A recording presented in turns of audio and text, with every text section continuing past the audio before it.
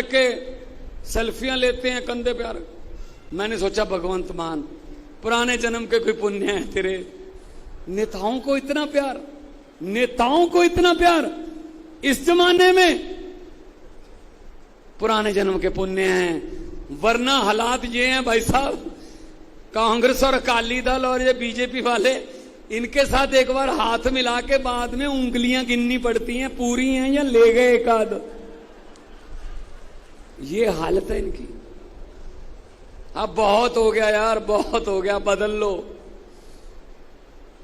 ये पेड़ देख लो, दरख्त देख लो, बल्ला वाले साल बाद दरख्त भी पत्ते बदल लेंदे, हुण बहुत हो गया यार, बदल लो, कुछ तो बदल लो।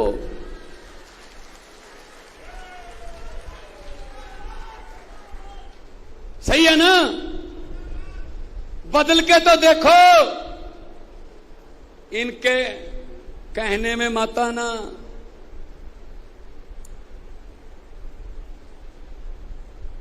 ये लूटते खुद हैं और देश की गरीबी हमारे नाम लगाते हैं। देश गरीब क्यों है जी? लोग मेहनती नहीं है जी। क्यों भाई? देश गरीब क्यों है? बस जनसंख्या ज्यादा है जी। देश गरीब क्यों है?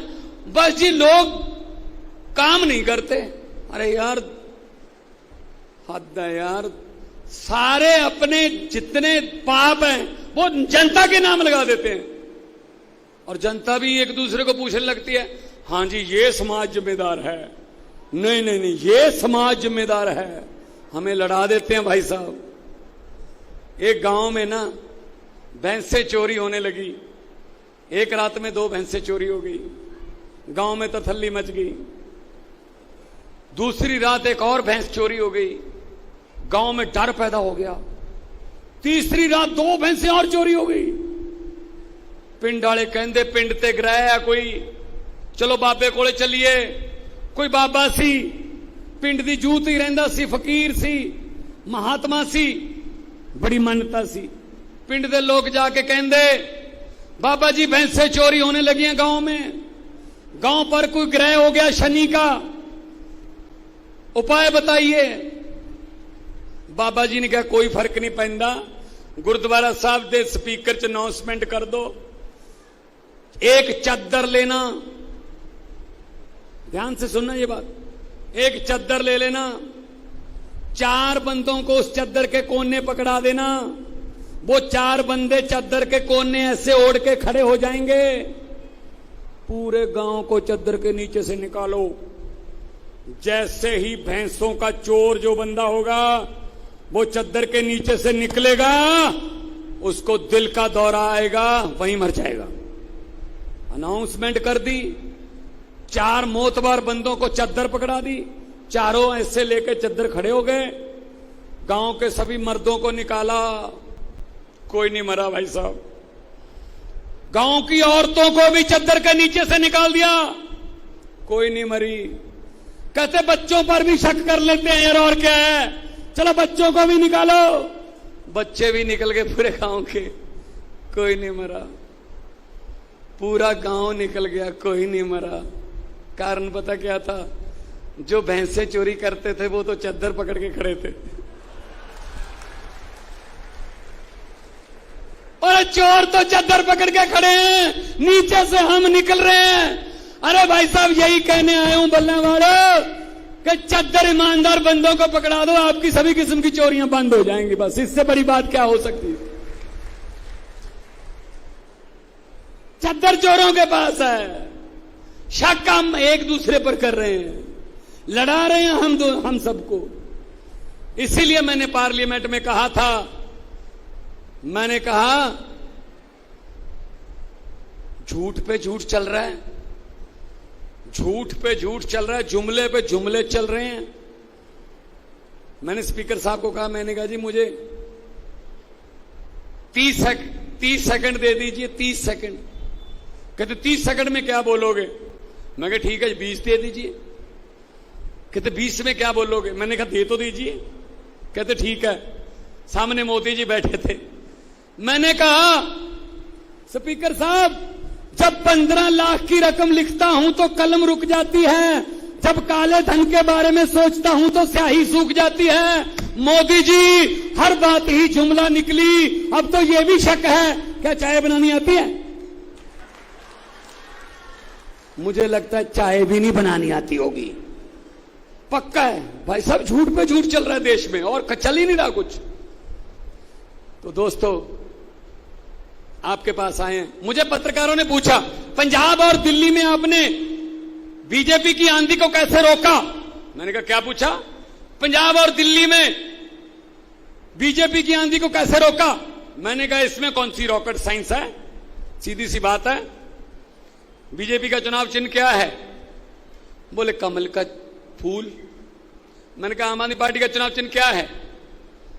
बोले झाड़ू। मैंने कहा कमल का फूल कहां उगता है? बोले कीचड़ में। मैंने कहा झाड़ू क्या करता है? बोले कीचड़ की सफाई। मैंने कहा हमने पंजाब और दिल्ली में कीचड़ की सफाई कर दी, कमल उगा ही नहीं, कमल उगा ही नहीं। तो ये काम कर, इनकी बातों में मत आना, इनकी बातों में मत आना। ये बहुत जुमले सुनाते हैं। तो जब मैं पार्लियामेंट में बोलता था तब ये सब लगा लेते थे वो हेडफोन कि कोई ना कोई बात करेगा। और पार्लियामेंट में जब मैं बोलता था, मैं देश के लिए बोलता था। जब ये बांटने की बातें करते थे ना समाज को, तब मैंने कहा था कि लंबे सफर को मीलों में मत बांटिए, कौम को कबीलों में मत बांटिए। एक बहता दरिया है मेरा भारत देश, इसको नदियों और झीलों में मत बांटिए, मत बांटिए, मत।